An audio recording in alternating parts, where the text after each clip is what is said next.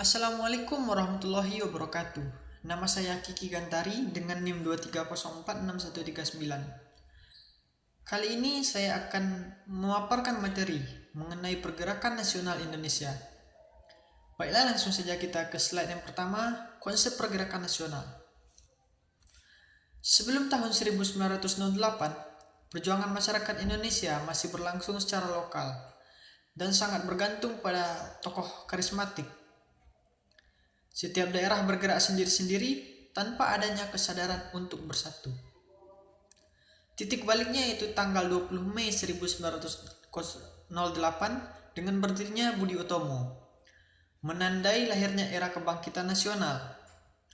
Dan pada masa ini muncul kesadaran bahwa perjuangan harus dilakukan secara terorganisir dan bersifat nasionalis.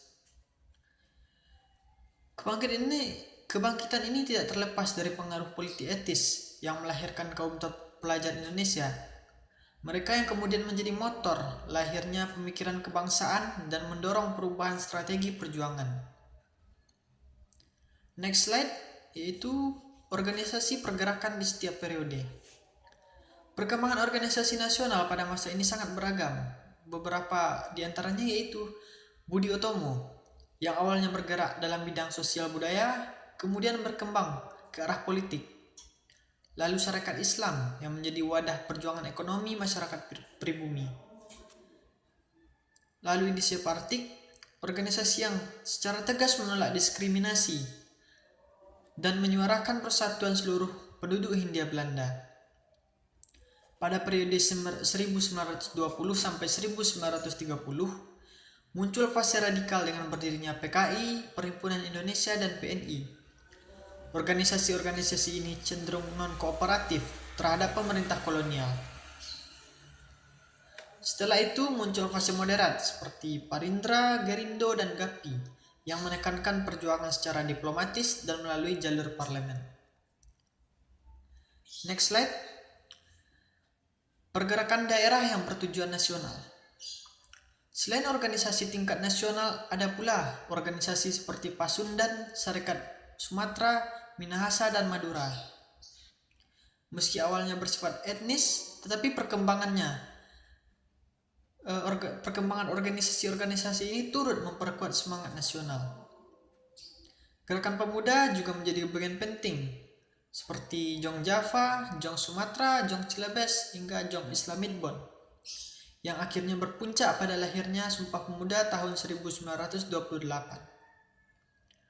Gerakan perempuan turut memberikan warna dalam perjuangan melalui tokoh-tokoh seperti R.A. Kartini, Dewi Sartika, Rohana Kudus, serta organisasi PPII yang berdiri pada tahun 1929. Next slide. Masa krisis pergerakan nasional. Memasuki tahun 1929 hingga 1930, Indonesia mengalami krisis yang menyebabkan penderitaan ekonomi rakyat. Pemerintah kolonial kemudian memperketat aturan melalui PID dan Koninklijke Besluit 1919 yang membatasi kebebasan berserikat. Situasi ini diperburuk dengan banyaknya tokoh nasional yang ditangkap dan diasingkan seperti Soekarno dan Muhammad Hatta. Pada masa Gubernur Jenderal De Jong, kebijakan represif semakin kuat sehingga aktivitas organisasi pergerakan mengalami kemunduran yang cukup signifikan. Next slide. Pergerakan nasional 1936 sampai 1942. Memasuki masa pemerintahan Djardja van Starkenborgh-Stokhoven, strategi perjuangan kembali diarahkan ke jalur parlemen.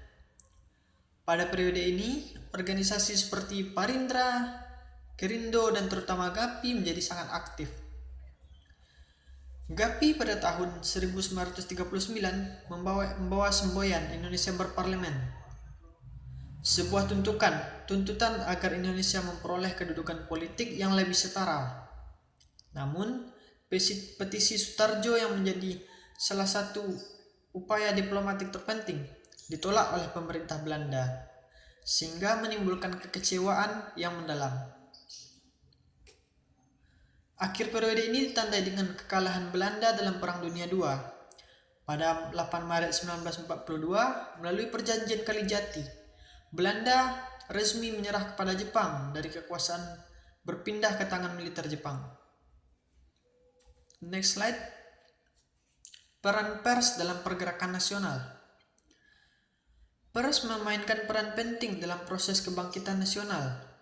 Melalui surat kabar, ide-ide kemerdekaan dapat disebarkan secara luas sehingga menjadi sarana edukasi dan mobilisasi rakyat. Tokoh sentral dalam dunia pers Indonesia adalah R.M. Tirto Adi Surjo yang mendirikan Medan Prijaji pada tahun 1907 dan Putri Hindia pada tahun 1908.